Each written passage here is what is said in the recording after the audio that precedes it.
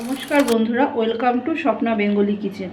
আজ আমি আপনাদের সঙ্গে শেয়ার করব কুমড়ো আলু দিয়ে পেঁয়াজ রসুন দিয়ে তরকারি। এখানে আমি কুমড়ো কেটে নিয়েছি, আলু ডুমো ডুমো করে কেটে নিয়েছি, একটা ছোট্ট পেঁয়াজ দিয়েছি,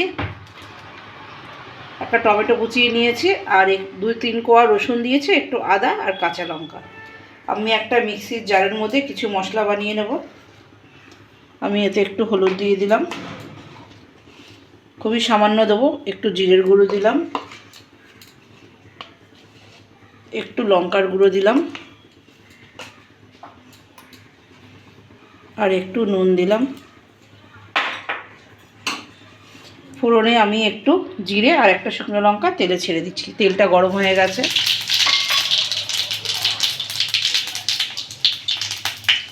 প্রথমে এই আলুটা আমি তেলে ছেড়ে দিলাম।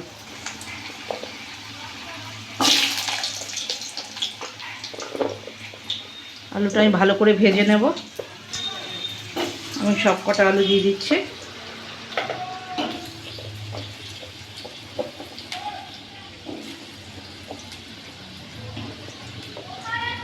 আর এখানে এই কাঁচা লঙ্কা আর আদা রসুনটা আমি এতে দিয়ে দিলাম।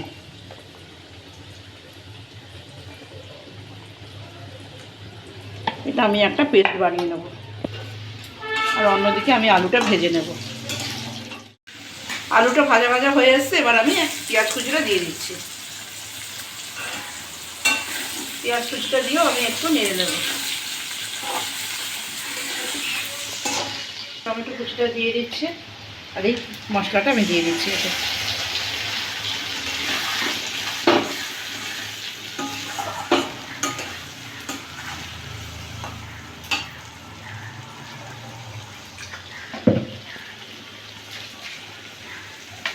আমি মশলার বাটি দিয়েও দিয়ে দিলাম।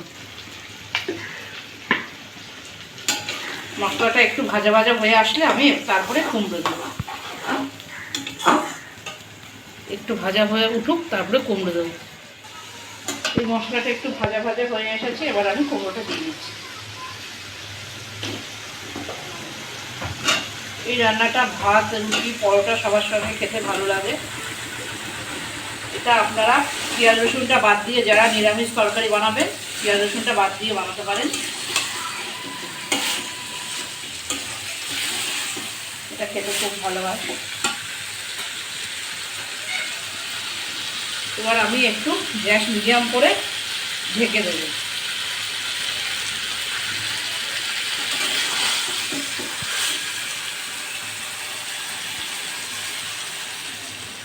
আমি ঢাকাটা খুলে দিচ্ছি।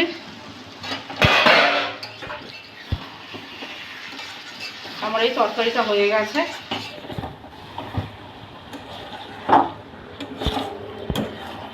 আপনারা বাড়িতে বানিয়ে খেয়ে দেখবেন। আমার এই তরকারিটি যদি আপনাদের ভালো লেগে থাকে, লাইক শেয়ার কমেন্ট করবেন, সাবস্ক্রাইব করতে ভুলবেন না।